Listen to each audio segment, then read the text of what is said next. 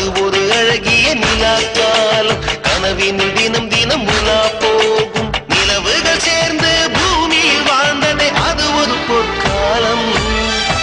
அவரவர் வாழ்க்கையில் ஆயிரம் ஆயிரம் மாற்றங்கள். அந்த நினைவுகள் நெஞ்சினில் திரும்பிட திரும்பிட ஏக்கங்கள்.